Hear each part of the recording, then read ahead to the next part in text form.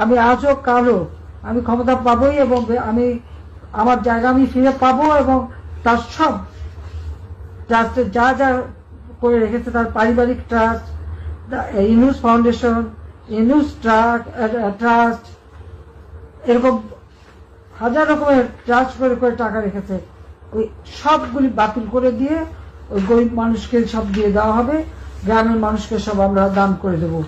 এটাই হচ্ছে মানে আমার প্রতিজ্ঞা। আর আমি যেটা বলি, আমি সেটা আল্লাহ রাব্বুল আলামিন আমাকে সাহায্য করেন, এবং সেটা আমি করতে পারি। এটা আমার আমার নিজের সেই আত্মবিশ্বাস আছে, এবং সেটা আমরা করব ইনশাল্লাহ। এটা বেঁচে যখন আছি তখন এটা আমি করবই। শুনেছেন কাঁঠাল রানীর আস্ফালন? এই কাঁঠাল রানী মাতারি গণখনি 32 নম্বর জয় বাংলা করেছে, জানিস তো? টুঙ্গিপাড়া জনগণ উড়ে দিবি এয়ারফোর্স দিয়া বোম্বিং কইরা, লিগাল বোম্বিং। 32 নম্বর তো মাটির সাথে মিশানো হয়েছে, আর টুঙ্গিপাড়া গর্ত হবি, গর্ত গর্ত। ওটি পানি জমলে না, ওর মধ্যে মাগুর মাছ চাষ করবো। এই যে মাগুর মাছ ছেড়ে দেবো, ওরে ছেড়ে দেবো, সাঁতার কাটবি আর চিক্কর দিবি, এই কইয়া। বঙ্গবন্ধু মরে নাই, আমি মরি নাই, বঙ্গবন্ধু মরে নাই। আমি বঙ্গবন্ধু তোরে মায়ের চুটি জোরে পুটকি দিয়ে ঢুকাই দেবো আমি। তো হাসিনা ইনকা হুঙ্কার দেওয়ার সাহস কেমনে পায়? কারণ ইন্ডিয়া প্লাস ওয়াকার আর বিএনপি চুক্তি করেছে হাসিনার দলকে নির্বাচনে আনবি, তারপর এই টার্মে তারা বিরোধী দল বানাবে আওয়ামী লীগকে। বিএনপি তো লেজে গবরে করে ফেলবে প্রথম টার্মেই, তাইলে পরের টার্মে কনফার্ম পাওয়ারে আসবে আওয়ামী লীগ। তারপরে কি করবি সেটা তো কইলই, উই এটা সালসা খাইছে, ইন্ডিয়ান সালসা। এই সালসা খাইয়া হুঙ্কার দিতেছে। বিএনপি নিয়ে কিছু কভার চাই না, ঝ্যাপে পড়ে একেবারে আমার উপরে বিএনপির লোকেরা। এইভাবে ঝ্যাপে পড়তো আওয়ামী লীগ, হিন্দুত্ববাদী, বাঙ্গু প্রগতিশীল আর বামেরা আমার উপরে। সেদিন বাগে খাইছে, কিন্তু আমি তখনই কইছিলাম বিএনপির মধ্যে একটা প্রগতিশীল বিএনপি আছে, ওই প্রগতিশীল বিএনপি খাবি বিএনপি। তাই হচ্ছে হাসিনা যে জয় বাংলা হয়ে যাবে, এটা খুব শিগগিরই হবে, অকস্মাৎ হবে। এটা কে বলছে? বারবার কে বলছে? কে বলছে? এই বান্দা। কোনো জ্যোতিষীর অঙ্ক কইসা না, এটা পলিটিক্যাল ইনটিউশন, রাজনীতির গন্ধ বোঝা। বাতাসে আপনি রাজনৈতিক পরিবর্তনের গন্ধ পান। আমারা নিয়ে সেই সময় বিএনপির লোকেরা পর্যন্ত বলতে, আমি সকাল সন্ধ্যা হাসিনারে ফেলাই দিই। হাসিনা যে বারুদের উপরে বসে আছে, যে কোনো সময় যে কোনো স্ফুলিঙ্গে ছোঁয়ায় বিস্ফোরিত হবে, এটা বোঝার জন্য রাজনৈতিক দৃষ্টি লাগে, পলিটিক্যাল উইজডম লাগে। স্ফুলিঙ্গ কখন লাগবে আপনি সেটা বলতে পারেন না, কিন্তু বারুদে আগুন যে লাগবেই সেটা আপনি নিশ্চিতভাবে বলতে পারবেন। সেই ইনটিউশন থেকে, সেই বুঝ থেকে, সেই আক্কেল থেকে আমি মনে করি বিএনপির কোনো রাজনৈতিক ভবিষ্যৎ নাই, যদি না সে নিজের রাজনৈতিক লাইন বদল না আনে। আরো স্পষ্ট করে বলি, বিএনপির ভারতমুখী লাইন যদি তারা না ছাড়ে, তাহলে ক্ষমতা আসা তো দূর কি বাত, দলটিকে কিনা দেখেন। অনেকে বলবেন কে আসবে? ভাইজান, কেউ কখনো আসিফ নাহিদদের নাম জানতো জুলাই? জানতেন না। জাতীয় নেতা হইয়া গেল, এখন সেজন্য জিগায়েন না। যদি বিএনপির রাজনৈতিক ভবিষ্যৎ না থাকে তাহলে কে আসবে? নেতা উত্থিত হইতে টাইম লাগে না। 1975-এর 6 নভেম্বর কারো কল্পনাতে ছিল জিয়া আগামীকাল রাষ্ট্রপ্রধান হবে? আগস্ট মাসে 5 তারিখে কেউ জানতো যে প্রফেসর ইউনূস 7 মাসের মধ্যে অতি জনপ্রিয় একজন রাষ্ট্রপ্রধান হবেন বাংলাদেশে?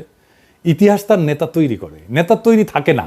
রাজনৈতিক দলও তৈরি থাকে না। সাধারণত দেখা যায় তৈরি রাজনৈতিক দল রাজনৈতিক পরিবর্তনের নেতৃত্ব দিতে পারে না। 24-এর বিপ্লব তার সাক্ষী। যাই হোক, এবার আসেন বিএনপির রাজনৈতিক কৌশল আর তার প্রতিক্রিয়া নিয়ে আলাপ করি। এই যে এত ঘটনা ঘটতে যাইতেছে, তার প্রতিক্রিয়া বিএনপি নেতারা উন্মাদ হয়ে গেছে। উন্মাদ হয়েছে কচু খেতিরা। কচু খেতি কারা জানেন না? কচু খেতিদের আজকে ধর্ম না, পিনাকি যারা সুইসে তারা জয় বাংলা করতে পারে নাই এমন উদাহরণ আছে, কিন্তু বেশি না, অল্প। কচু খেতিদের জয় বাংলা করাটা 1-2 এর ব্যাপার। জয় বাংলা করতে বেশি জিনিস লাগে না, যা লাগে অলরেডি হাতে আছে। টাইম মতো ধর্ম, কচু ক্ষেতের কচু ঢুকায় দেবো একেবারে। কচু খেতে চিনিচ্ছেন না? কচু ক্ষেত আমাদের আয়নাঘর বিশেষজ্ঞ ডিজিএফআই এর অফিস। এই কচু ক্ষেতের কিছু টাকা খাওয়া ফেসবুকার আছে, অনুসন্ধানী সাংবাদিক আছে, ওদের লাগাই দেওয়া হয় ওয়াকারের কেউ কিছু কইলেই, বুঝছাও? এই ডিজিএফআই এর ভাড়া খাটা মালগুলোর কচু খেতে বলা হয়। মনে রাখেন, আজ যেহেতু ধরিচ্ছি না, আসেন অন্য আলাপ করি, বিএনপির রাজনীতি আর তার ভবিষ্যৎ নিয়ে আলাপ করি।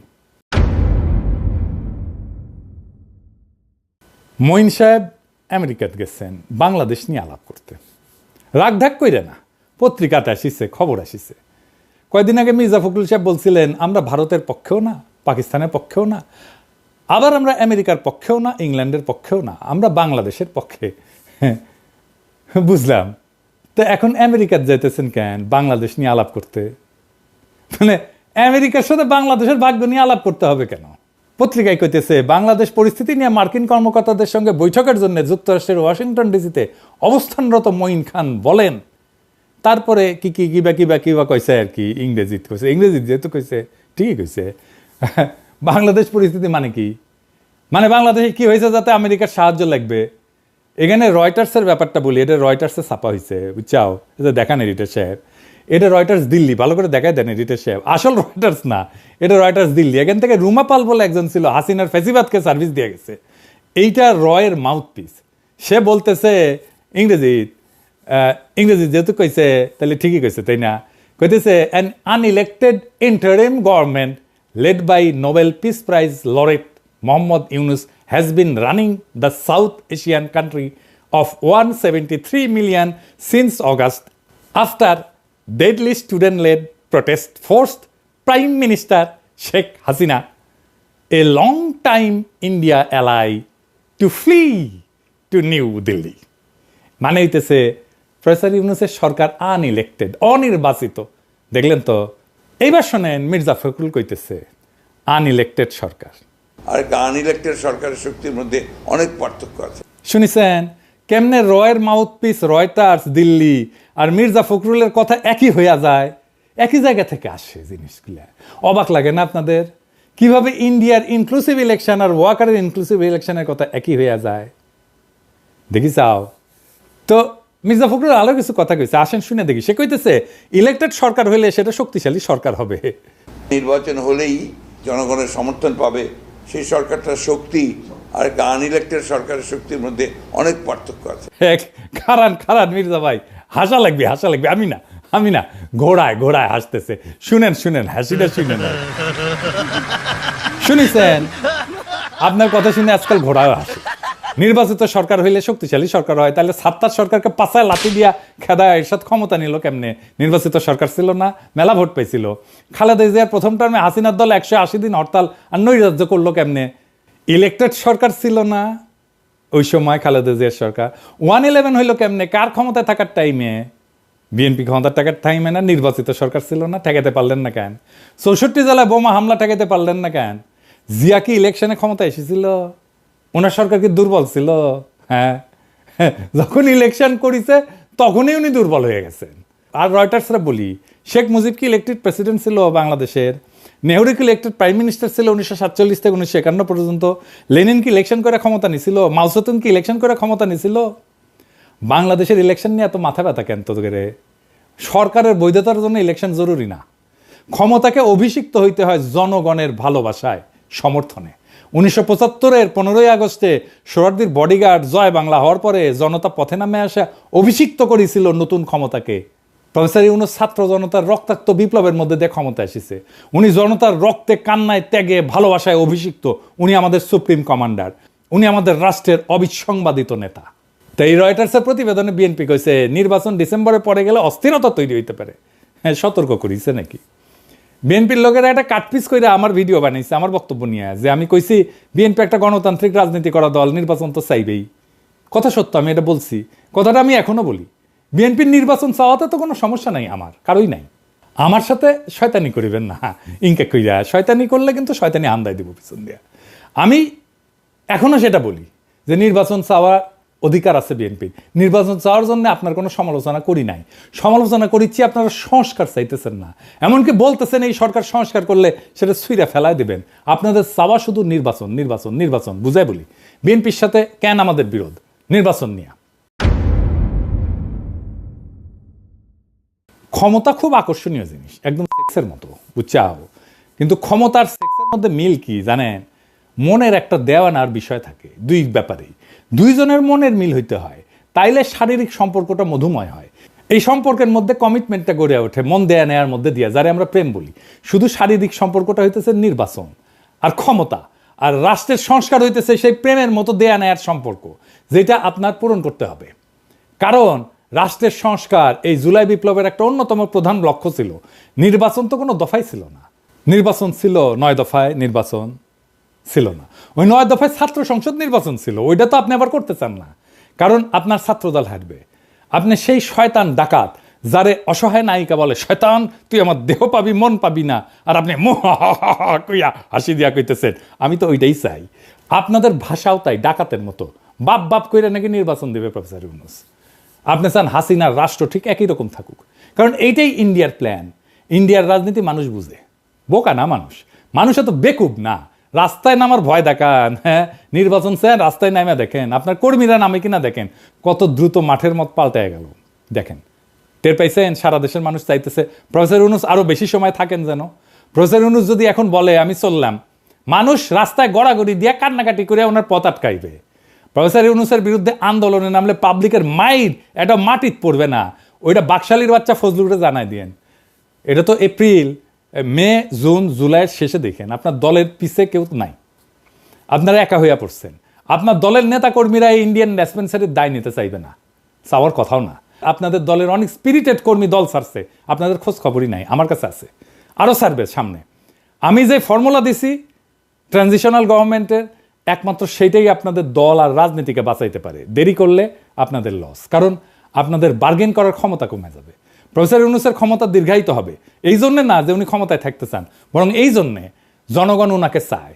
জিয়ার পরে উনি দ্বিতীয় জনপ্রিয়তম রাষ্ট্রনেতা এখন পর্যন্ত, এটা মাথায় রাখেন। আমার প্রস্তাব মাইনে নিলে আপনাদের লাভ। যদি বলেন আমি এটা নেগোসিয়েশন করে দিতে পারি সব স্টেক হোল্ডারদের সাথে, নয়তো নিজেরা করেন। আর যদি এটা না করেন কি হবে আমি স্পষ্ট দেখতে পারতেছি। যেমন হাসিনা ভবিষ্যৎ দেখেছিলাম যে এরকম একটা গণভোট হবে জিয়ার মতো, বুঝছাও? এইটা সাহেব দেখেছেন, আজকার বেশি কইলাম না, আমি টায় টায় কয়ে দিতে পারবো কি ঘটবে বা কি ঘটতে যাচ্ছে। এইবার আসেন বিএনপির আর একটা ভয় নিয়ে কথা বলি। মির্জা ফখরুলের সোশ্যাল মিডিয়া নিয়ে একটা ভাইরাল বক্তব্য দেখে আসি। এখন এখানে সবচেয়ে বড় প্রবলেম দাঁড়িয়ে গেছে আপনার সোশ্যাল মিডিয়া। আপনাদের তো তবু কিছুটা এথিক্স আছে, কিছুটা জবাবদিহিতা আছে, আপনাদের জবাবদিহি করতে হয়। সোশ্যাল মিডিয়াতে কোনো জবাবদিহিতা নাই, জঘন্য ভাষায় কথাবার্তা বলা হচ্ছে। আপনারা বলবেন এটাকে যেটা গ্রহণযোগ্য? আরেকজন আছেন বিখ্যাত মানুষ, না বলতে চাই না, যিনি সোশ্যাল মিডিয়া করে বিখ্যাত হয়ে গেছেন, তার মুখের ভাষা শুনলে তো আমার সন্দেহ হয় যে আমরা কোনো সভ্য দেশে বাস করছি কিনা। মির্জা ফখরুল বলতেছে হলুদ মিডিয়ার এথিক্স আছে, সোশ্যাল মিডিয়ার এথিক্স নাই। হলুদ মিডিয়ার এথিক্স আছে মির্জা ভাই, তা ঠিক। আমরা তো হাসিনার প্রেস কনফারেন্স দেখতাম, তাই না? এথিক্স তো দেখতাম ওইটি।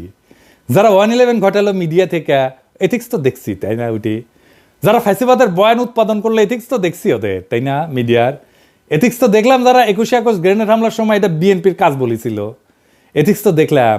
তারেক রহমানকে ডেমোনাইজ করে শয়তান হিসেবে প্রতিষ্ঠিত করার জন্য দিনের পর দিন প্রচারণা চালাইছে, খুব এথিক্স না? হ্যাঁ, বিজেএফের পাঠানোর টেক্সট ছেপে দিছে মিডিয়াগুলা, খুব এথিক্স না? স্বীকারও করিছে আবার মাহফুজা নাম। জঙ্গি নাটক সাজাইতো প্রথম আলো, ডেলি স্টার, খুব এথিক্স। পুরে বা আমার এথিক্স মারানি রে। কালবেলা সম্পাদক যে আয়না ঘরে যায় আলেমদের টর্চার করার সময় ইন্টারোগেট করার টাইমে হাজির থাকতো, সেটা খুব এথিক্স না? আপনার এথিক্সের টিকি বান্দা তো চিন্ময় প্রভুপাদের সাথে। মির্জা ভাই মির্জা আব্বাসকে গালি দিছে শুয়োরের বাচ্চা বলিয়া, তাই খুব ঘোষা হয়েছেন। আপনি রাজনীতি করতে আসবেন, গালি খাবেন না? তাহলে মাস্টারি করেছিলেন, ওটাই করেন। ওবামাক ফিলিপাইনের প্রেসিডেন্ট বেশ্যার ছেলে বলে গালি দিছিল, পৃথিবীর সবচেয়ে ক্ষমতাধর লোককে বেশ্যার ছেলে বলে গালি দিছে, ওবামাক সহ্য করতে হয়েছে। আপনারাও গালি খাবেন, সহ্য করতে হবে। না সহ্য করতে পারলে হিমালয়ে গিয়ে সন্ন্যাসী হয়ে থাকেন। চিন্ময়ের সাথে তো খাতির আছেই। সোশ্যাল মিডিয়া নিয়ে উনি খুব ঢিলা, কারণ উনি জানেন ওনার ক্ষমতায় গিয়া এই সোশ্যাল মিডিয়ার তোপ সহ্য করতে পারবেন না। যে সকাল সন্ধ্যা ঠাপ খাইবেন খালি সোশ্যাল মিডিয়ার। ওনারা সোশ্যাল মিডিয়ার পাওয়ার দেখেছেন, তাই সোশ্যাল মিডিয়ার মুখ বন্ধ করতে চাচ্ছেন। ওনারা দেখেছেন ওনাদের নির্বাচনের বয়ান সোশ্যাল মিডিয়ার জয় বাংলা করে দেওয়া হয়েছে কয়েকদিনে।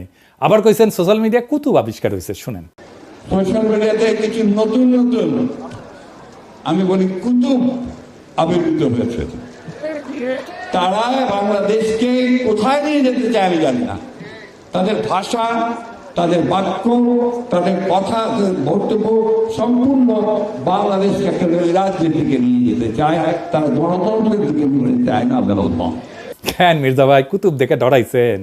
আপনারা লড়াই করেছেন না? কইছে শোনান, আবার শোনান। এইটা সে ওরা নাকি লড়াই করেছে বাংলাদেশের স্বার্থ নিয়ে। কারণ এই বিএনপি একমাত্র দল যে প্রতিবার প্রতি বিপদে আপদে এই দেশে তারা রুখে দাঁড়িয়েছে, তারা এই সবসময় আপনার সে রক্ষা করেছে বিপদ থেকে। বিএনপি সেই দল যারা আজকে বাংলাদেশকে সমস্ত তার সংকট থেকে উদ্ধার করেছে। গপ্প মারান, দেশকে উদ্ধার করেছেন, গপ্প মারান। ছাত্ররা রুখে না দাঁড়ালে আমাদের আজকেও শুনতে হইতো ঈদের পরে তীব্র আন্দোলন গড়ে তুলব। হ্যাঁ, সারা দেশের মানুষ আপনাদের দিকে তাকাইছিল। 2018 সালে নির্বাচনে গেলেন, ন্যূনতম প্রতিরোধ গড়ে তুলতে পারলেন না আওয়ামী লীগের বিরুদ্ধে। পিটাইলো, মাঠ ছেড়ে পালাইলেন আপনারা। 2023-এর 28শে অক্টোবর প্রাণের ভয়ে রুখে দাঁড়াইতে পারেন না। আপনার দলের নেতা মির্জা আব্বাস বলতেছে, আবার এখন হারকিউলিস হয়ে গেছে মির্জা আব্বাস, প্রাণের ভয়ে দাঁড়াইতে পারে নাই। আপনার দলের কর্মীরা জান দিছে, গুম হয়েছে, জেলে গেছে, দেশ ছাড়া হয়েছে, আপনারা আরামেই ছিলেন। নেতারা কিচ্ছু করেন নাই, কিচ্ছু করেন নাই। 5ই মে হেফাজতকে ফেলাইয়া রেখে চলে গেছেন। ভুলি নাই এই বিশ্বাসঘাতকতা। আপনাদের কথা ছিল আপনারা খালেদা জিয়ার নেতৃত্বে অবস্থান নেবেন। ম্যাডাম খালেদা জিয়া খাবার দাবার কাপড় চোপড় নিয়ে প্রস্তুতি নিয়ে আসছিলেন, আপনারা ম্যাডামকে ফেরত পাঠিয়ে দিচ্ছেন। ওই 5ই মে হাসিনার পতন হয়, যদি আপনারা ওনাদের না ফেলায় চলে যেতেন। কোনোদিন সরি বলেন নাই। মানুষজনকে গণহত্যার মুখে ফেলায় চলে গেছেন, আজ আসছেন কুতুব বলতে। আপনার দলের কর্মীদের আমরা উদ্বুদ্ধ করে রাখছি, দিনের পর দিন বয়ান তৈরি করছি, একের পর এক। আপনারা একটা বয়ানও তৈরি করতে পারেন নাই। রাজনৈতিক বুদ্ধিবৃত্তিক সাংস্কৃতিক ফাইট চালাই গেছি দিনের পর দিন, খায়া না খায়া। আপনাদের বক্তৃতায় আমাদের নাম এসছে প্রকাশ্যে, আমার নাম নিয়ে আপনি বক্তৃতা করছেন মির্জা ভাই নিজে হাসিনার আমলে। এখন কুতুব বলেন আমাদেরকে। পরিবর্তন কখনো কারোর জন্য অপেক্ষা করে না, বুঝছাও। সময়ের স্রোতে সবকিছু বদলায়। আপনার মতো যাদের মেরুদণ্ড ভেঙে গেছে ইন্ডিয়ার সামনে দাঁড়ে, তারা সেটা মেনে নিতে পারে না। সমাজ যখন অন্যায়ের বিরুদ্ধে কথা বলা শিখে যায়, তখন পুরানো প্রতিষ্ঠানের ভিত্তি ক্যাপে ওঠে। আপনারও ভিত্তি ক্যাপে উঠছে। সত্যের মুখোমুখি হইতে সাহস লাগে মির্জা ভাই, আর সেই সাহসের অভাবেই মুখ খারাপের অভিযোগ তুলেন আপনারা, যারা বছরের পর বছর জনগণকে শুয়ারের মতো শাসন করে গেছেন। আপনারা তাদের শুয়ারের বাচ্চা বলারা খুবই সত্যি কথা, খুবই ন্যায্য কথা। পরিবর্তন যখন দরজায় করা নাড়ে, তখন যারা বছরের পর বছর সুবিধার গতি আগ্রাইছিল, তাদের আরামায়েশের পৃথিবী কাঁপা ওঠে। তাদের সেই আরামের কুহক ভেঙে যাওয়ার কষ্ট এখন স্পষ্ট হয়েছে। আপনারা অভ্যস্ত ছিলেন মানুষকে মুখ বুঝে সহ্য করতে দেখতে। আপনাদের অন্যায় আর ভণ্ডামির বিরুদ্ধে কেউ কথা বলবে না, মুখ খারাপ করবে না। কিন্তু দুনিয়া বদলায় গেছে। আজকের এই সোশ্যাল মিডিয়ার যুগে প্রত্যেকটা কণ্ঠ স্বাধীন, প্রত্যেকটা প্রতিবাদ জোরালো। এখন আর মানুষ আরামপ্রিয় ভণ্ডদের প্রশংসায় ফুল ছিটায় না, বরং তাদের আসল চেহারা দেখায় দেয়। আপনাদের মিথ্যার দেওয়াল ভেঙে পড়ছে। আরামদায়ক জীবনের স্বপ্নগুলা দুঃস্বপ্নে পরিণত হয়েছে। যাদের সবসময় সম্মানের মুখোশে ঢাকা ছিল মুখ, আজকে তাদেরই মুখোশ খুলে গেছে একেবারে। সোশ্যাল মিডিয়া সেই আয়না যেখানে জনগণের ক্ষোভ প্রতিফলিত হয়, আর সেই আয়নায় নিজেদের কদর্য চেহারা দেখা আপনারা উন্মাদ হয়ে উঠছেন। আপনারা যে কমফোর্ট জোন বানাইছিলেন, সেটা ভেঙে যাওয়ার তীব্র যন্ত্রণায় আপনাদের ঘুম চলে গেছে। মুখ খারাপের দোহাই দিয়া সেই বাস্তবতাকে মুছে ফেলা যায় না মির্জা ভাই। নিজেদের তৈরি আরামের দুনিয়া ধইসা পড়ছে, কারণ সাধারণ মানুষ আর ভণ্ডামি মেনে নিতে রাজি না। সমাজের মুখ বন্ধ করার দিন শেষ। এখন শুয়োরদের আয়নায় নিজেদের মুখ দেখতে কষ্ট হয় আপনাদের, তাই চিৎকার করে বলেন মুখ খারাপ, মুখ খারাপ। ভুয়া রাজনৈতিক কথাবার্তায় পরিবর্তন আসে না।